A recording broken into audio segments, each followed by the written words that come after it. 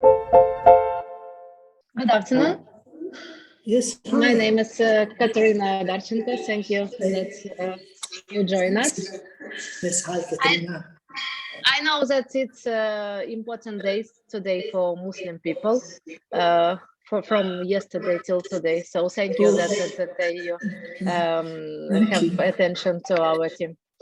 Thank you so much. Mr. Alfarji, if it's possible, I'm firstly introduce a little myself and our team for 5 minutes, and then we also prepare some clusters of questions about your experience and experience of rising your country, and maybe you also introduce your exciting work, and then our members of team. I see that now we also have one of the most important scientists in our chat. It's Mr. Yuri Senyuk, and also our members of party from region department. They can ask their questions and we will translate it. This plan, it's okay for you, or you wanted to correct it? No, it's okay. It's okay. Perfect. Okay, Yeah, okay. go. So firstly, I'm introduce myself and our team. I'm Katerina Одарченко, and I'm from young period working in public policy, because my father was for 4-time member of Ukrainian parliament and governor. So he also work in start from business, but then work in public serving. And after I have graduated as a person of science in biology, in genetics, I'm also have public administration education and political management education, and work in political management with different teams. But after some crisis in Ukraine, we as young people with young families, for example, I have 2 children, start our minds that we need to build long-term political strategies and long-term party in Ukraine, and we collect 13,000 signatures in Ukraine. It's as a procedure, and create our political force, which called National Platform. It was very hard because in Ukraine also Ministry of Justice wanted to take bribes for registration of party, so it's a very hard fight, and we inform about it European Parliament and also American institutes. In some period of time, I have a contract with Mr. Caputo. He was advisor of Mr. Trump, and that's why this international pressure also to help us to fight with little part of corruption in Ukraine. So also in our aim of political party, we have a dream, yeah, as your nation in one period of time have a dream to road map in every sector for development, and we collect like our committees. It's work groups of people with different specializations. So, for example, if our members work in energy, they go to Committee of Energy. If they work in, for example, education, they go to Committee of Education. And we do more than 20 these work groups, and wrote first document which called Roadmap of Development of Ukraine. And in this work, of course, now we go to detailization of these roadmaps, and we wanted to adaptate international experience for Ukrainian reality. We deeply understand that we can't, of course, copy, for example, United Arab Emirates experience to Ukraine, and we can't copy, for example, American experience or European Poland experience, but we can take some algorithms to rethinking about it and to use it in Ukraine. And I think that many people in our team is young people, so 30 plus, and some people, they're very experienced. For example, people who work in science and so on and so forth. And that's why we hope that in 5-10 years it can be realized, because as on my experience, many people who have aim only go to government, to public servant for corruption. It's also make our country very poor. And when I'm now also in your country, in the Emirates, and I'm have a little chatting with people now who came to your country from Pakistan, from other, and they have the same problems. So it's corruption, it's unprofessional people in government, and that's why they're searching for better opportunities in other countries. In your region, it's the United Arab Emirates, and in our region, people from Ukraine, the most talented people, go also to work abroad. And extremely for us interesting your experience, firstly, how you can manage, I know that you have also deeply understanding about public administration and about all laws, judicial elements of this. So how you can imagine the management resource development, because for example, in Ukraine, we also have coal, we have natural gas, we have some types of oil, and we have other resources, for example, uran, and of course we are now agri-land. But our problem is that we also only export raw materials, and we also export to United Arab Emirates raw materials, but not direct production. And the export of these raw materials, it's belonging not to all people like in constitution we have, and like you have, for example, it's belonging to oligarchs or to government monopoly. And that's why people hate power, because in your country, I see that your citizen respects your power, not hate it. So firstly, it's how you manage this point. Second, it's for me, when I read analytics which office give to me, it's a very interesting your experience in free business zones, and how you manage this investment in your country. Of course, not in this point of your development, but maybe earlier, because now I think your earlier experience it's more useful for us. And third point, it's I know that you have like plans.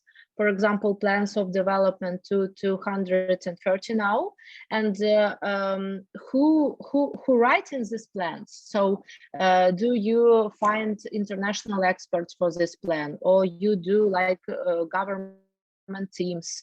And how you realize this plan? Because in Ukraine, for example, when people from US came and as grants writing also strategies, it doesn't work at all.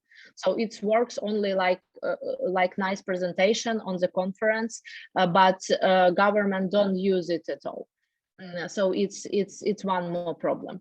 And of course, a very interesting point, it's a point of your national branding, because I think that you also have many stereotypes, which international movement also create.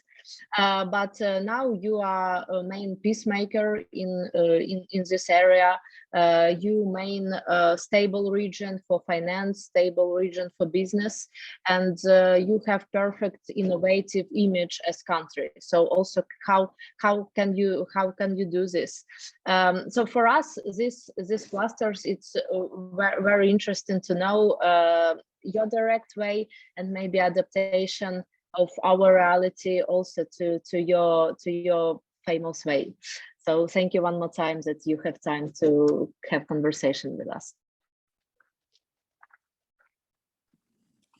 Thank you, Katerina. Thank you. I mean, I'm so glad and humbled to be with you today. And again, thank you also for reaching out through LinkedIn. I'm usually not that much like responsive in LinkedIn, but anyways, I mean, your message caught my attention. And again, also, I would like to thank you for mentioning our holiday yesterday, and it's a very meaningful thing. Thank you for bringing this up. So, I mean, you mentioned so many interesting stuff, Katerina.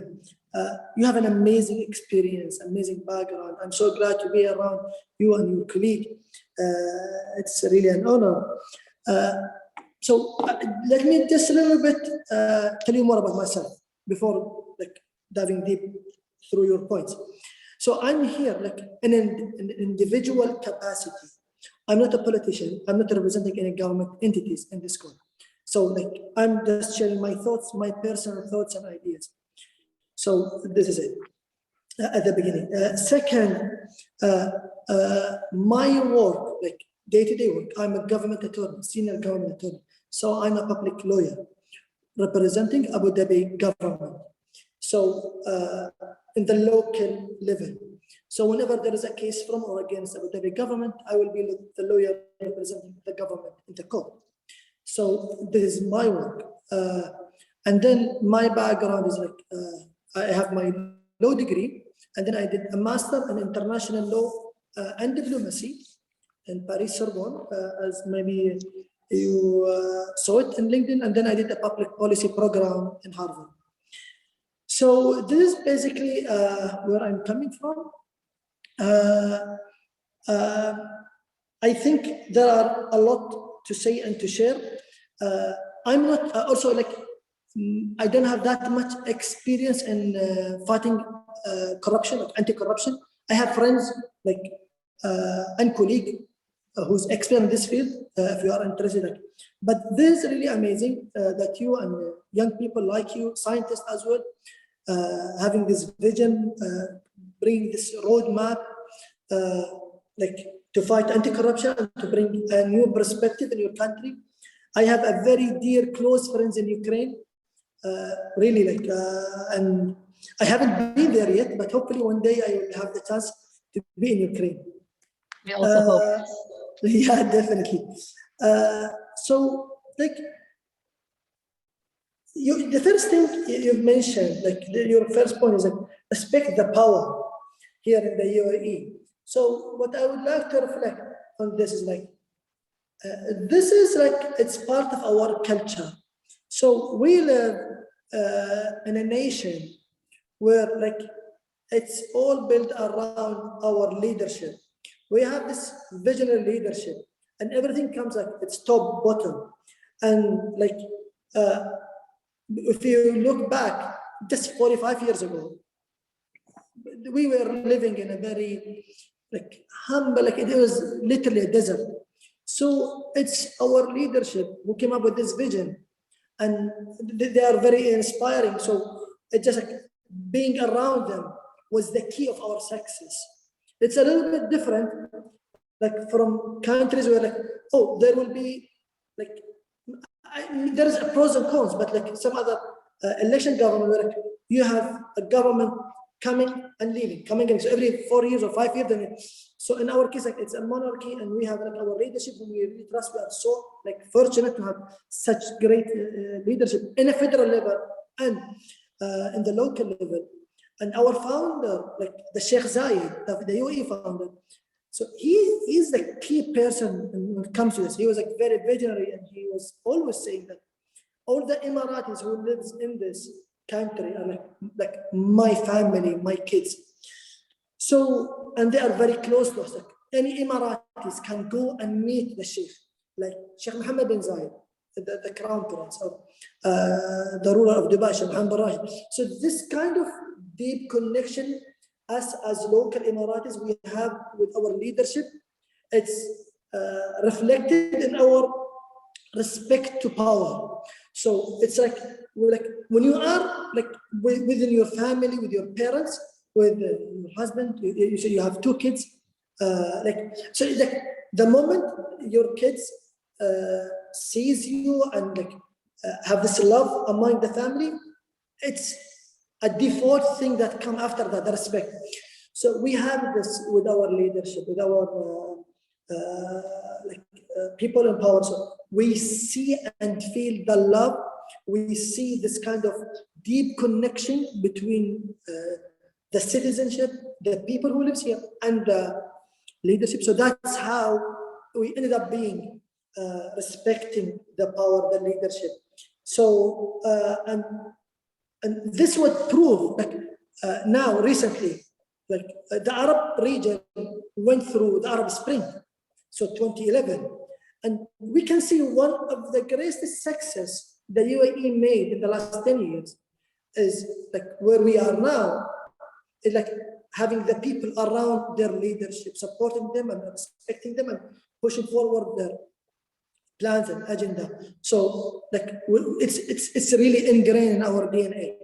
So the respect, answer your question, it's coming from the deep love, passion, and connection that we have among our leadership. There is no barriers. We can go reach out. We have the concept of majlis. So the majlis is where the sheikh meets the people. It's a weekly thing. So any Emirati can go and meet the sheikh. Like you just go and apply and you just go and meet. So it's like this kind of connection, like create this space where we have this kind of respect. So this is one. And then going to the second point about.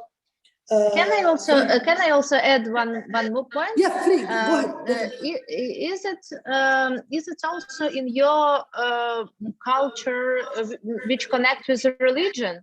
Because if when I read about your some Sharia basis of laws, it's also important that leader can't stall of countries, stole from people. So do you think that this religious basis also very important as a basis for developing country?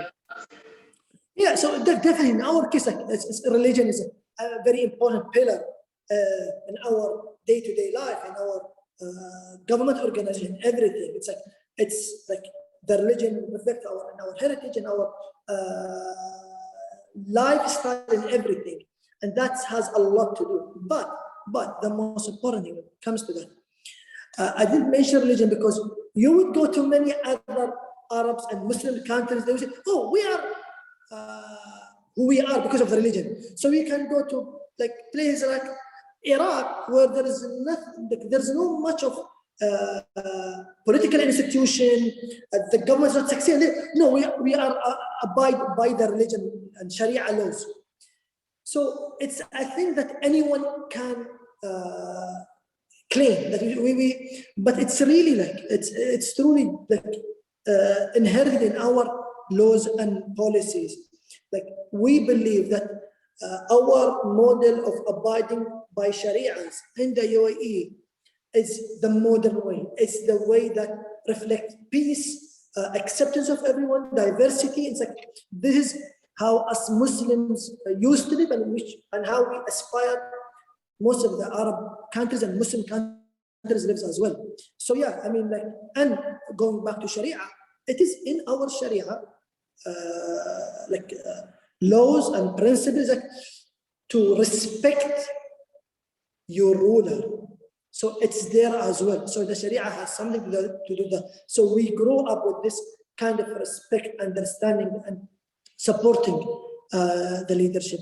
So yeah, but still, the UAE succeed in having this balance in accepting Sharia and at the same time accepting others. So you said the peace agreement, and we have the Abraham Accord, we have almost 200 different nationalities, background, religious ethnicity, and we never had any kind of struggles or like tough moment between different people, different religions, and different backgrounds. So this kind of ecosystem we have among the people is like, it's really good. So this is what the true, genuine Islam and Sharia laws is. Please stop me at any point if you have any question. It's totally fine. You or your colleague. No. I think, and also it's connected with Ukraine, that every nation who have respect to their religion, to their culture, they can be success, because I see in your infrastructure, in your architecture, in your culture, that you in your even respect in wearing your national clothes. It's also deeply respect to culture, and I think that it's one of the point of success. Because if we don't remember our history, it's also a problem, because then other countries give their rules and their history. I connect, this point. Exactly. So, and this is another thing, like I am building on what you've just said. It's not just about accepting like best practices. No, it's you have to look onward toward your people, your culture, your heritage, and you build on that. You come up with your own model. You can learn from others. So, like I've been in a lot of debates with a lot of people, activism, so many things, and like the UAE 40 years ago, there were no like political institution. We were living in desert, nothing so ever. And then 1971, it's the foundation of the UAE. So in 45 years, what we have achieved culture-wise. So there's the concept of culture maturity. So like living in tribe, small family, and then bigger families, societies, and then nation-wise, and then understanding the political institution, governance, corporate government, and all those things. It's like you grow up culturally. So as human, you can't come like we are not machine. So you can, oh, Katerina, change one button. No, it doesn't work. You have to go through process. We are human. So economically, we developed amazing. Financially, politically, so everything is perfect. So we are competing with all advanced developed countries. But culturally, we can't change in 1 day or 2 days. It doesn't work. So where we are now, like when it comes to cultural maturity and understanding of the ecosystem of the political sphere, is like, it's amazing that happened in 1 generation. Like my dad is still alive.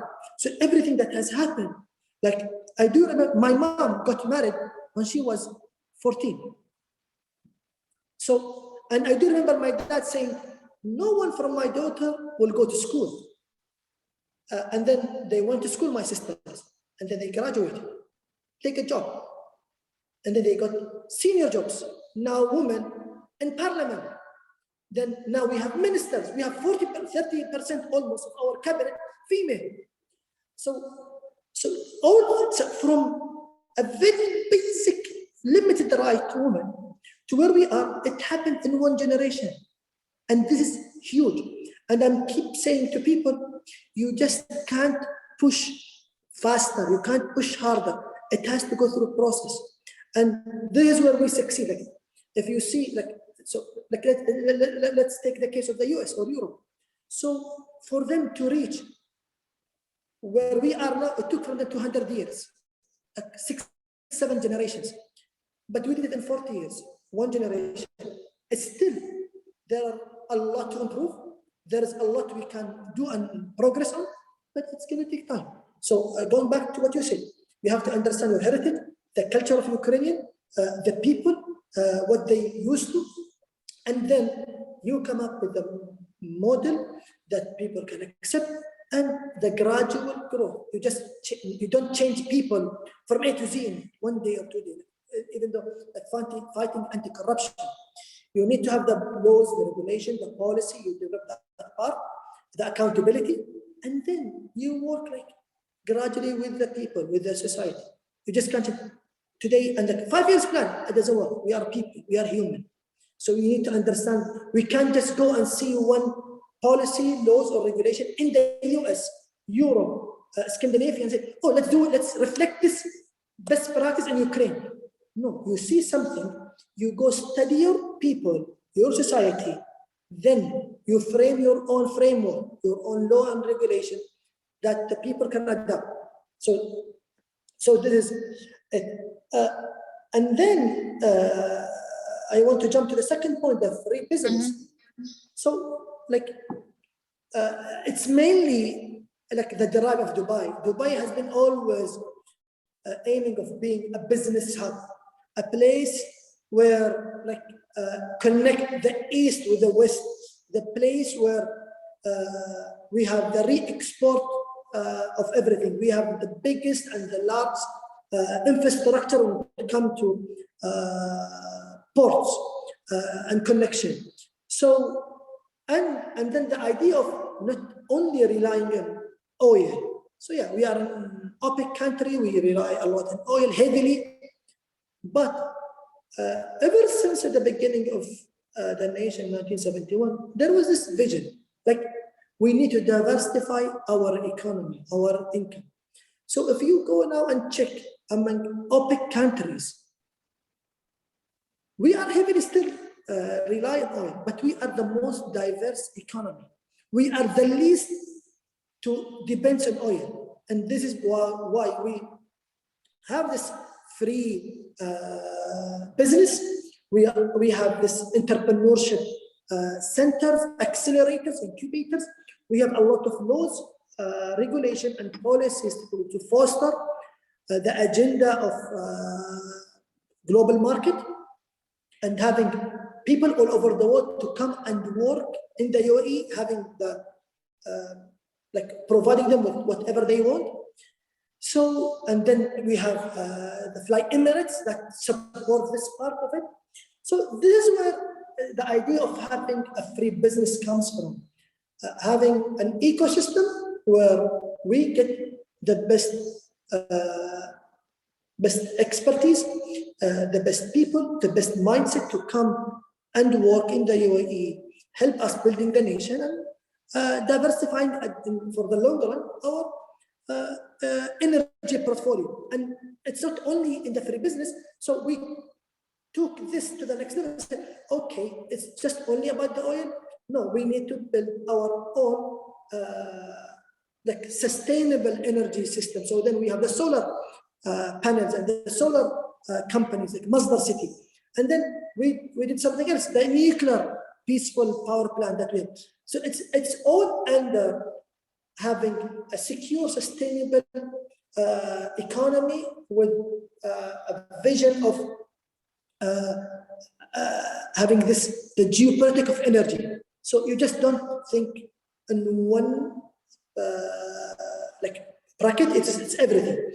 So this is how we took it step by step. So it was 25 years of building the business and then entrepreneurship. And then now we are in the phase of AI, artificial intelligence, and advanced technology. So this is how our government is really very agile. So we always like evolve and change. His Highness Sheikh Mohammed bin Rashid, the ruler of Dubai, like, and the Prime Minister, like every 2-3 years, you would see huge change in our our cabinet, like a lot of ministers, a lot of change, just to develop for our agenda. And this takes me to the third point, like our plan or our agenda 2030. So we have like in the federal level, like we are a federal country, like Emirates, like the states. So we have the federal agenda. It's 2030. There's the 2021, and there's the 2030. It was 2040 and then 2021, and now there's the 2030. There is the 2050 and the 2071. Mm-hmm. So we are the only long term. You mean that you have short term, like with details, and long term as a strategy? Yes. Exactly. So we work so we are the only country who has a literally clear vision till 2071. So you can, it's like the centurion. We will celebrate the 100 years of the UAE by 2071. So now we, like, if you are following what's happening in the UAE, we are reforming our 50 years vision. So how does this ultimate goal 2071 can be achieved? So we have this like short term, medium term, and long term, and very long term. So this comes from leadership. This is very important. The normal people may not see this. but it's almost like you're a new political party. I mean, you have a lot of agenda things, but you need to look like down the road, down the line, not just 5, 10 years or not, 20, 30, 40 years or not. Like the leadership has to look that long. So our plan is that like it's very long till 2071. This is the federal level, and then it is reflected in the local level. We have Abu-Dabí 2030 vision, we have Dubai 2030 vision, we have Abu-Dabí 2050 vision, and so on and so forth for the other Emirates. So it's the federal government and then the local government. So like there are like main criteria of like it's sustainable, the cultural aspect, the economical aspect, the economy, and the governance. So those are the main 4 pillars when it comes to our strategy and visions in the UAE. Like one of the things about 2071, the long-term vision, there are a lot of things you can like check them out and find them on the website. Like the Sheikh Mohammed says, like, by 2071, like it's all about the human. So people say, how does the UAE will look like in 2071? He said, we need the best people in the world to live in the UAE. So it's about the human capital. So this is the asset of the UAE, and this is how we plan 2071. So so this is like the 2030 vision and plans. And the last, and the last part, the point 4 you mentioned, it's the stereotype, the peacemaker, and the stable regime. So like we can't separate ourselves, our identity as an Emirati, being in the GCC, as an Arab country, and then as a Muslim nation. So we have all those circles of identities within us. And for us to live forward, we believe in certain values and beliefs and vision, and we can't live separately. It's international community. So this is how it starts. If there are things we believe on, like having different people living together, building this ecosystem, the peaceful life, having very diverse people, having people, regardless of their religion, background, living together peacefully. If this is what we believe in, it has to reflect in our neighboring countries, in our region, in our the bigger nation and international community. So this is what drives us toward the peace agreement, toward the Abraham Accord, toward what we have, the Abraham Temple, where 3-4 religions practicing their religion at the same place, because this is what we believe in, and we have to inspire other nations like us. So the countries next to us, and further and further. So this is what we really are trying. If we succeed in building this great model of the UAE, having people like you, as you said, and Pakistanis, an agent coming in here who suffers a lot in their country and come and live the UAE, why we don't have like 2, 3, 4, 10 countries more having the same mindset, the same framework, and the same strategy? And then once we build that, we can have a greater and more stable region, and then that will reflect in the world as a whole. So yeah, so I've been talking about this when you have a lawyer. I don't know if there is anything I can elaborate more and answer you, and if there's anything, just let me know. Yeah, for example, when you're talking about situation in Dubai, for example, which was a port, and then in your strategy, you also, as I understand, has the biggest hub, like international hub for individuals, and also cargo hub. I think through about it, because in Ukraine we also wrote in strategy that we must have a transport hub in Ukraine International Airport, Borispil, because we are directly geographically in the center of Europe. So it's also like Silk Way through Ukraine, and it's also way, for example, from Russia, which we have war conflict now, to Europe, and so we also geographically in the perfect place, as you know, also not far from Turkey, and so on and so forth. But how you wrote this transport hub plans? So it's you invite the most professional people to your country, and they like have salary and wrote all these systems. Or as I know, your country also pay for Western education for your people who want to, because for us Western education is quite expensive thing. So only some people can afford it. So how you wrote these plans? Who wrote these plans? For example, about transport hub, or about tourist strategy, or about localization, because I read also in analytics that on one period of time you create plans for localization of building materials, localization of materials for roads in small emirates, and for localization of food production, and also about drinking water.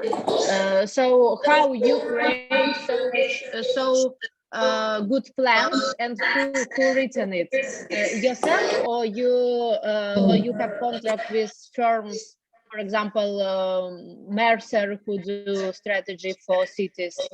So who are creator? I have like two things. Like, it's both actually. So this is like from my humble opinion. I haven't been part of any strategy brainstorming sessions and plans, but this is how I understand it's happening and how it is in the UAE. So it's both. It's like you can't start a strategy or a plan without having a clear vision. So there's a clear vision, and the clear vision comes from our leadership. So they have this is where we want to be. This is how we see the UAE 10 years from now. So this is the ultimate goal. And then the people around the leadership, the advisor, the government, the head of government entities, they work in how does it look in the smaller detail.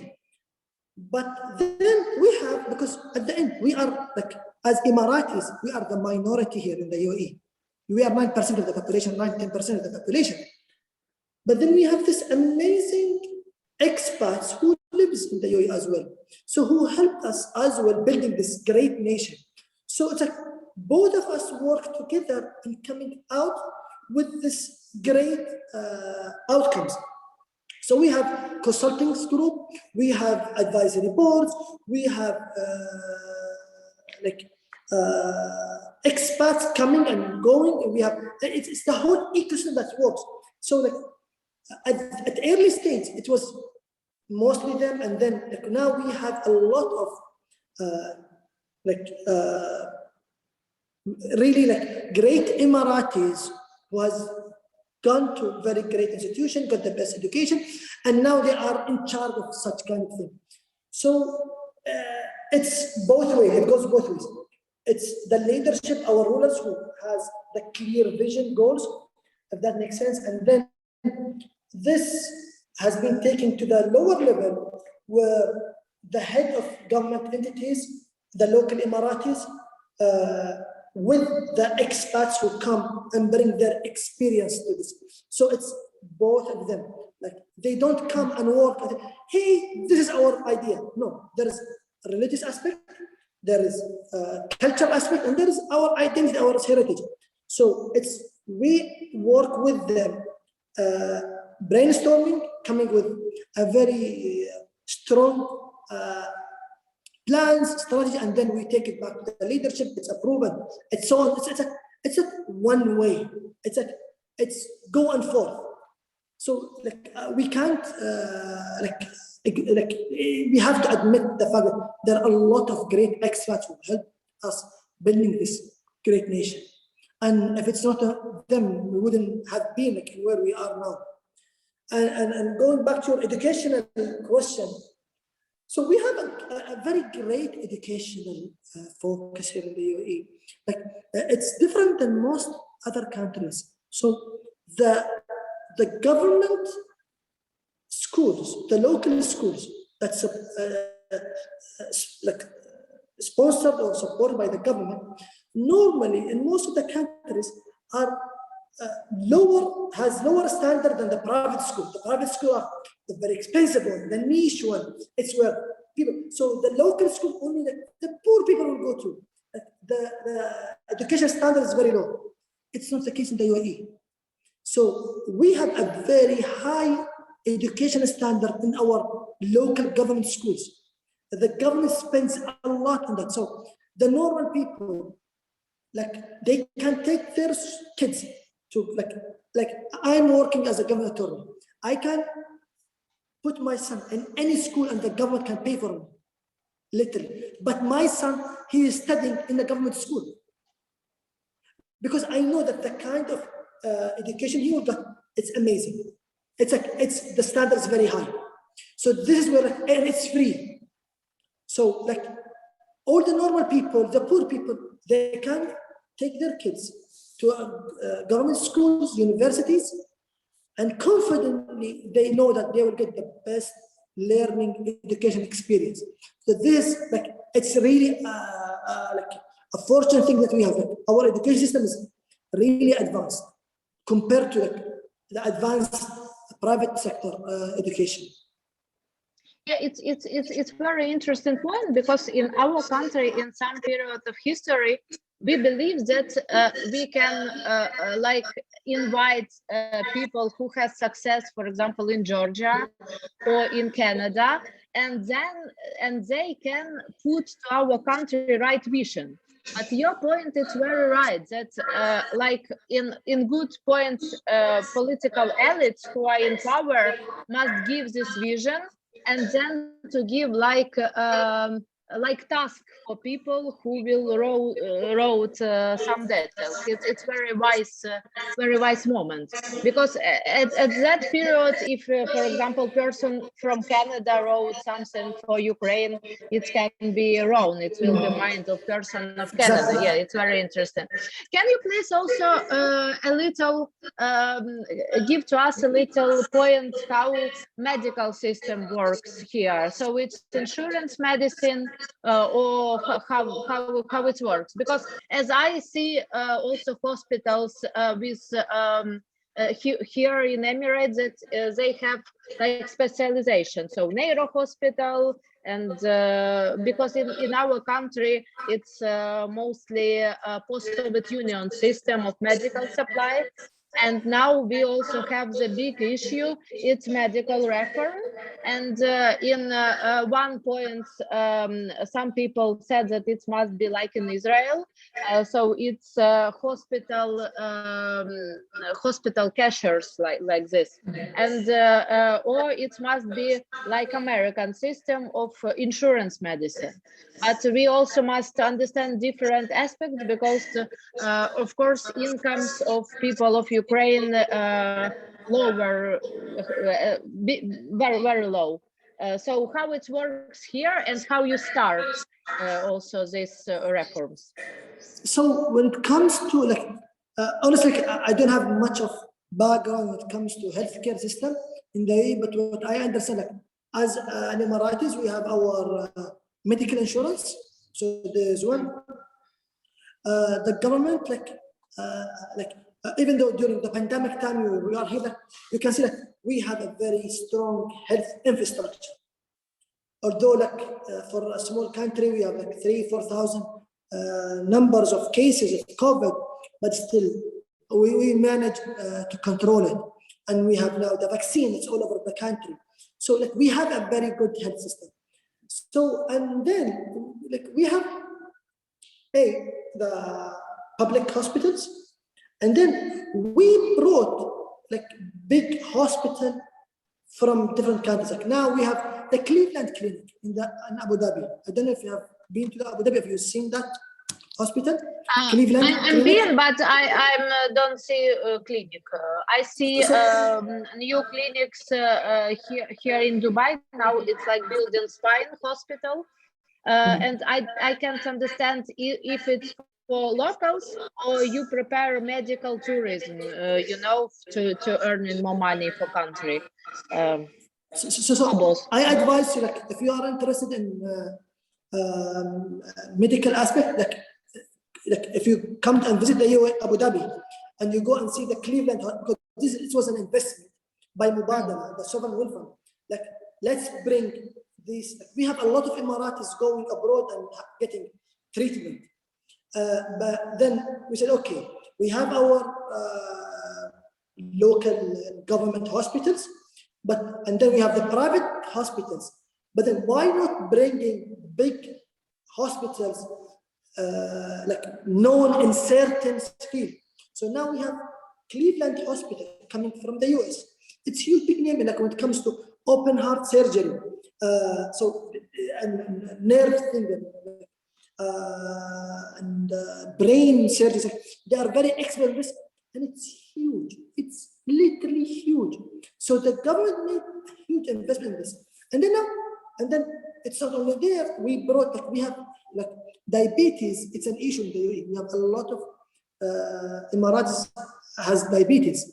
So then now we brought Imperial College from London, the hospital Imperial College, as a clinic just for diabetes and people who has diabetes. And now we have Mayo Clinic, another huge hospital in Abu Dhabi. So it's like this kind of bringing best practices hospital and to the UAE. At the same time, we built what we called Sheikh Khalifa Medical City in Abu Dhabi. So it's the UAE brand of a local school hospital. So it's like we got the experience, the knowledge, and we transfer it to Emiratis. So when it comes to medical, it's very challenging. It's not like, because you need experts, you need people, and come and work, and it requires a lot of investments. And then you need your people, the Ukrainian, to get this knowledge and experience, and you need them to work with them. So we had this kind of vision. Let's have the insurance for all Emiratis. All laborers, they should get the insurance. By law, you can't get a permit residency without insurance. So everyone has access to medical hospitals. The standard of medical hospital is really great. And then we opened a very specialized, internationally known hospitals in the UAE to bring expertise, experience, and knowledge as well, and just to build the know-how here. Because there are still a lot of things we need to learn when it comes to medical stuff. But yeah, and then in Dubai, they have a very great experience having the Dubai the free medical zone, something like that. Free medical zone, yeah, I think medical free zone. Like where, like, a lot of hospitals, there's a university, there's. It's like a special economy zone, you mean? Yes, yeah, so yeah. It's a special economy zone with their rules for medical business here. Yeah, medical business, medical business, free zone for medical business. So this attract a lot of hospitals, clinic, specialized clinic in Dubai, in the region. So I think, yeah, this is what I really know. Like, I don't know much more. I wish I can give you more insights on this.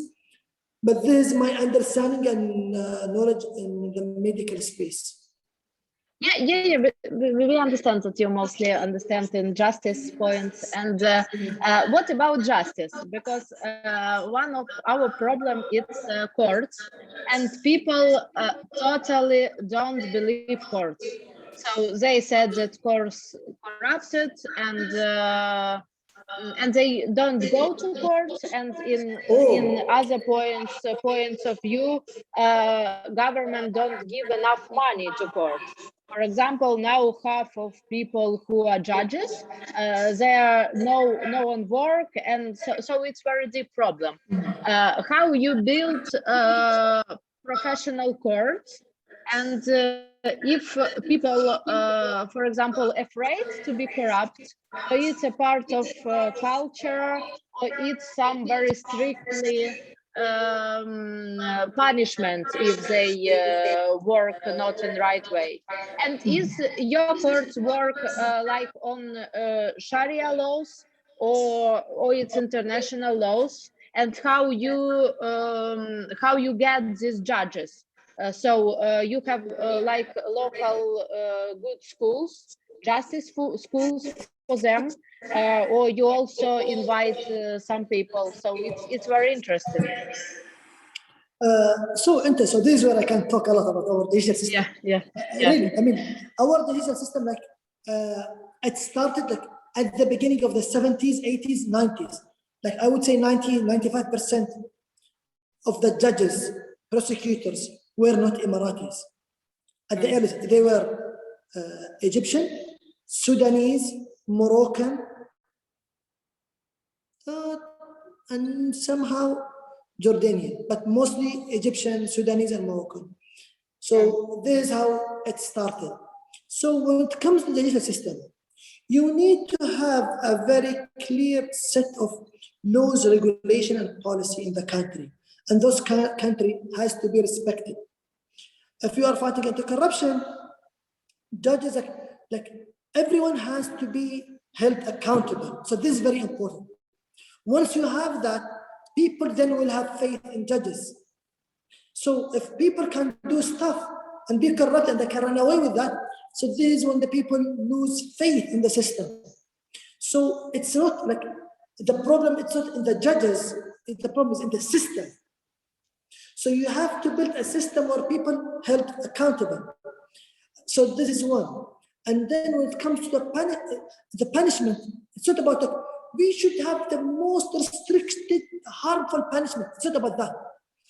You have to understand your system, your culture, the people, you're Ukrainian, and come up with the right punishment that you believe in. But once you have that punishment, everyone should be punished. So it's not, oh, it's difficult, it's easy, it's very hard. No, it's like everyone has to be held accountable. So there is no country in the world with zero corruption. It does not exist, even though it's a Scandinavian country. But it has to be lower to a certain level. So, like for you, like you need to do your homework, really. It's very important. What I mean by your homework, like let's assume there's country X, like let's assume France, they have the issue of corruption. Colombia has the issue of corruption. The US has an issue. And then Ukraine. France, they solved the problem, the corruption issue. And then you can't go, let's do the same way as French people did. It doesn't work. Each country has their own reason for corruption.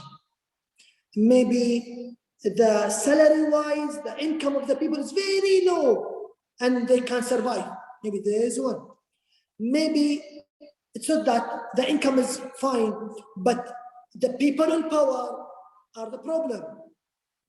Maybe the people in power are okay, maybe the income is okay, but then maybe it's the law regulation and the policy are not very inclusive and very strong and very modernized. So you need to understand, maybe it's not educated, maybe it's in the culture. So you need to do the root cause analysis. You have to understand why there is this kind of untrust in the system, and then you build in that. There's no easy solution. Oh, what has the UAE done? Let's do the model of the UAE. Okay, we did something, but based on our needs. France did it based on their needs. Colombia did that, but we can share expertise. This is what I'm trying to share. We can share expertise, but then you take those expertise and okay, what we need in Ukraine.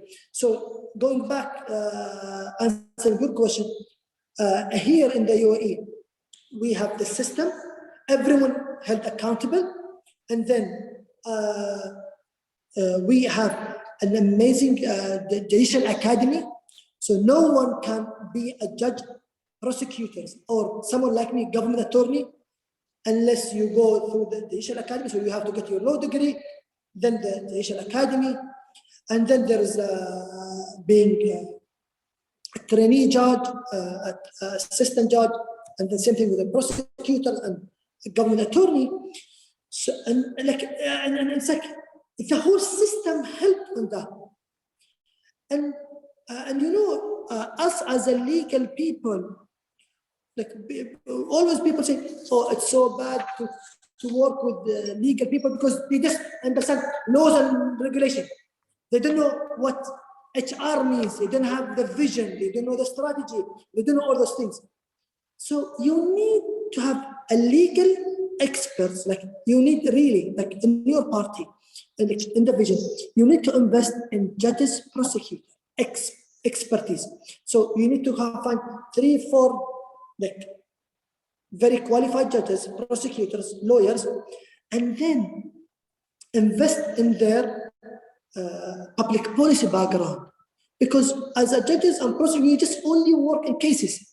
We know the court, we know the people who comes to us, but you need to bring and give them a broader perspective, like dispute system analysis, dispute system design, understanding the political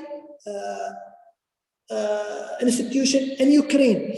Go and have an understanding of strategy, KPIs, so they can help reforming the judicial system. You can't bring people, economic people, you can't bring politicians reform the judicial system. It has to be from within. But if you bring judges who only work in the court, but they don't understand what government vision, they don't understand strategy, they don't understand KPIs, they don't understand HR, they don't understand public policy. So you need to take some judges and you invest in them. So then they can come and they change the system from within. So this is what we did in the UAE. So the UAE sent a lot of judges abroad and they studied and they came with different perspective. And then not only that, like people like me, we want to improve our system. What we need to do? Okay, Abdullah, go to the US, study public policy. So I'm from a pure legal background. Now at my master, I studied first sustainable development, where I studied sustainable growth, culture, environment, and then I did another master in public policy. So now I have understanding of the whole cultural system, how the country works, and when the leadership, we need to improve our judicial system. Yeah, I know this is where we need to improve. This is where our country is going, and this is what we need to improve. So it's about the system. If the people doesn't have the faith in the system, you need to have everyone accountable. You need to have the judicial administration very strong. People has a very strong background, like diverse background, not only legal, pure legal, but another expertise as well. And then there is a British quote, which I really like. It says, justice must be seen. You may rule against me, but I have to feel it, I have to see it. If I see the system, I will have the faith, I will have the trust. So this is how, like, when people, like, it's not about the judges ruled against me or he sent me to prison. It's about the whole system, how I was taken to prison, how was the court role procedures, how everything happened. Do I have my right?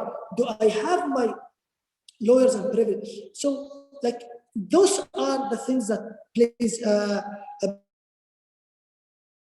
big role. I would really encourage you to go and check. There's an index online called the Rule of Law Index. Rule of Law Index. Now I will go. So it's an index published every year. Like every year, like it's huge. It's done yearly by 10,000 legal practitioners. And it has like breakdown of all countries every year, where they are good at, where are weak at. So then like, you can see the UAE. So when it comes, like, I know a lot of activists, human rights people, they will come and say, oh, the UAE, they have a very weak legal system. But this is not true, because if you go and check this rule of law index, you will see that the UAE is the 4th best country in Asia after Japan, Singapore, and South Korea. So we have like, and you can see the breakdown of all the strength of our system.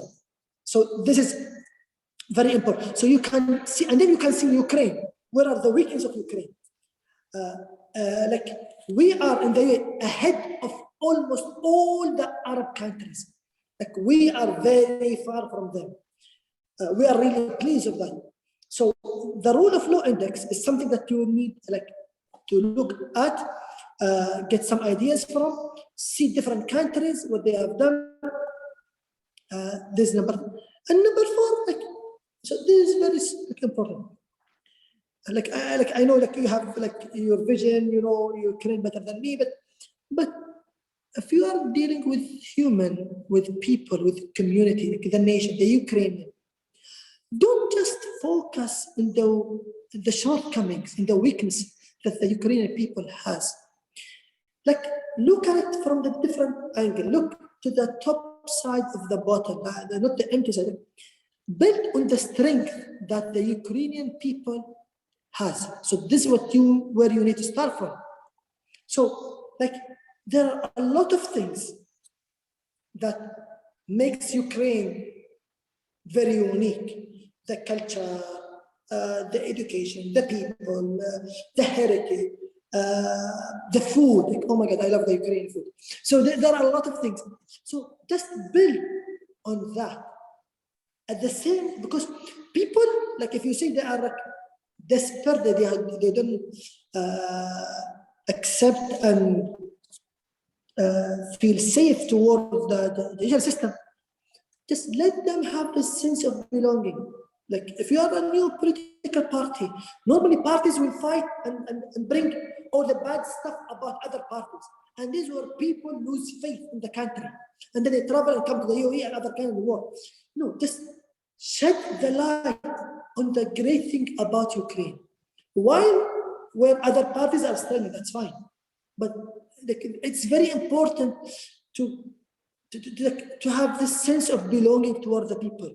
We have a lot of great things, and then, but yeah, we have another stuff we should build on, another stuff we can improve. It's challenging. You have to have this empathy. We know it's challenging. It's not gonna change tomorrow, but in the long run, maybe. So yeah, so in a nutshell, the corruption, the faith in the judges, it's about the system. It's about the procedures that people go through, and it's how people mindset, belief will change. Yeah, thank you. It's really very important that you said about vision, because in many countries public policy builds only, as you mentioned, on antagonism, so on hate, not on vision but on hate, and it's a big problem. I think that many blood we have in Ukraine because of this hate. It's a really important philosophical issue. Thank you. It's also very, very interesting about this index, because we know United Nations index, but this is new for us. And Victoria give this link to all members, and then we translate this conversation to Ukrainian and also share to press this information. Maybe our members also have some questions. Victoria, can you please ask? Because we have an hour, if I understand right, and if you have questions, also please give to chat.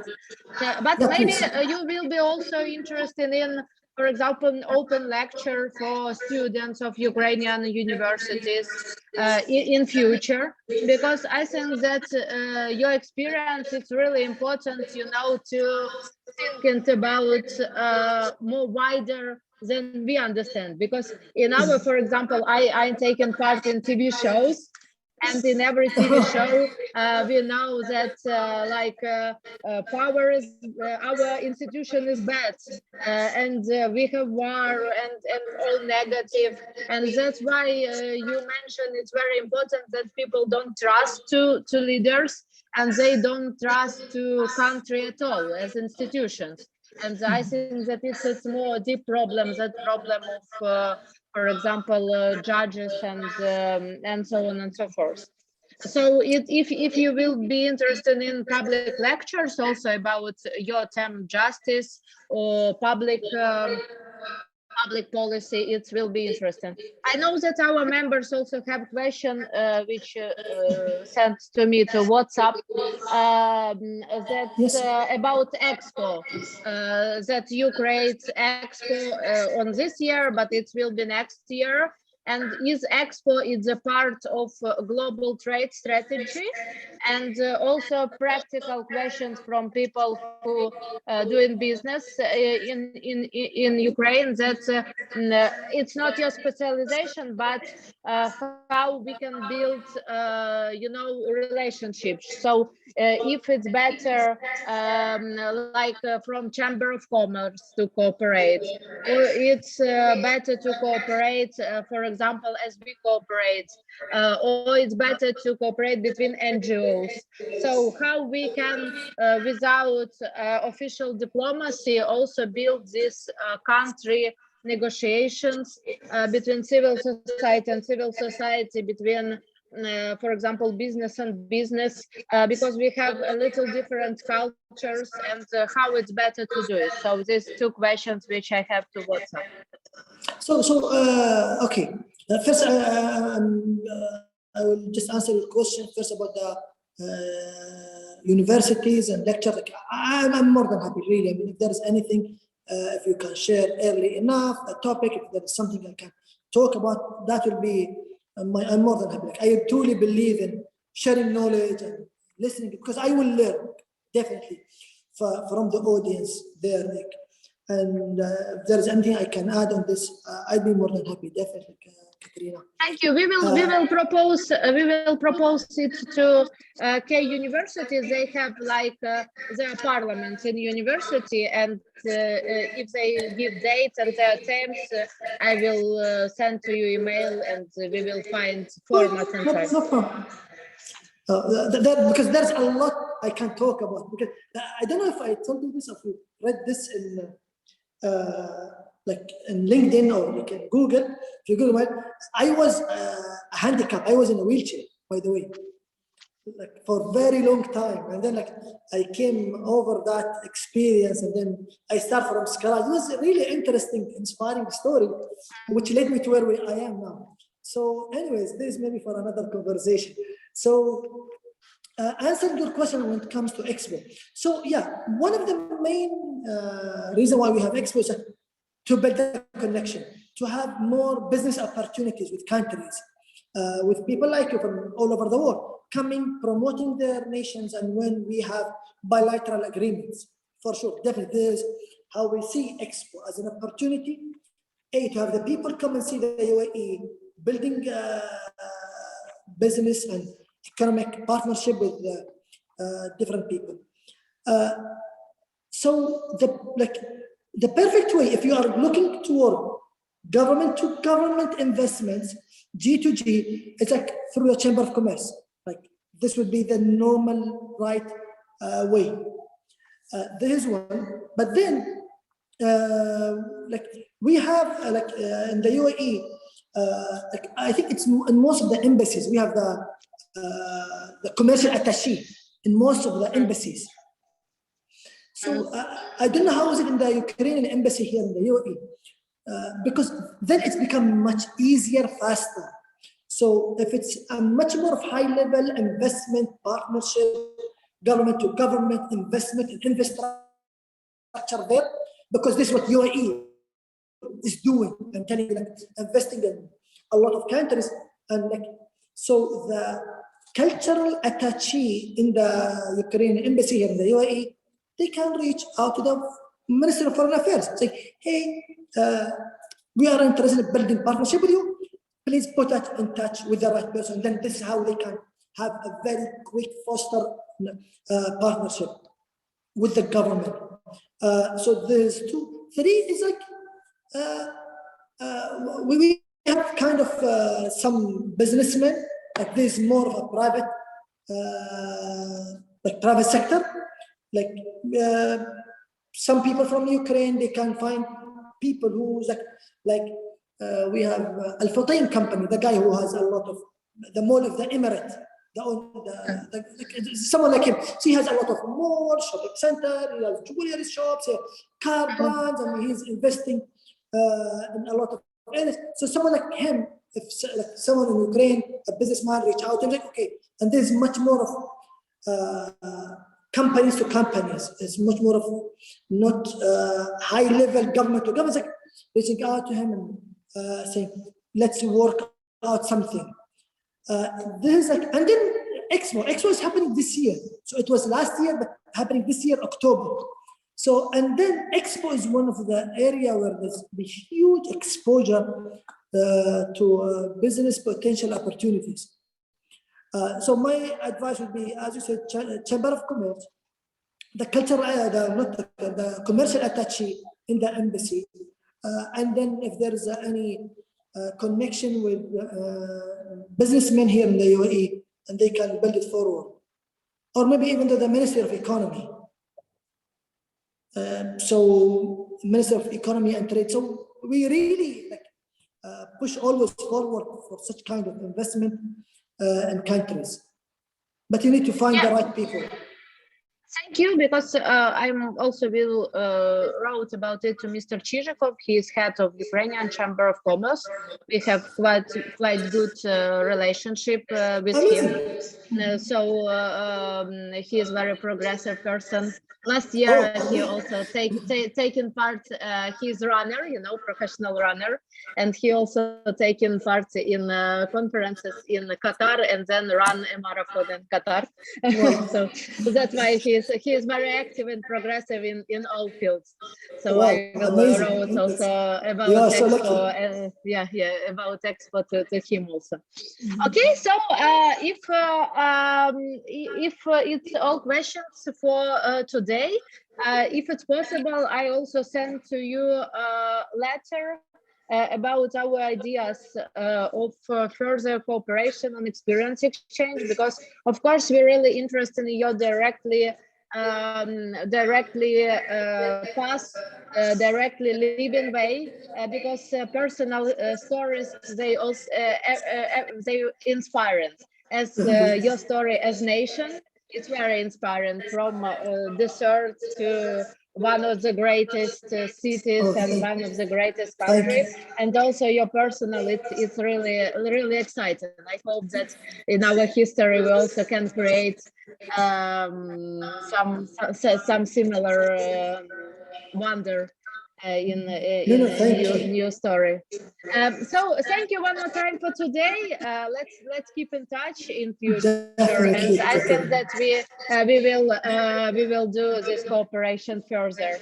And good luck to your project in sustainable development and justice way.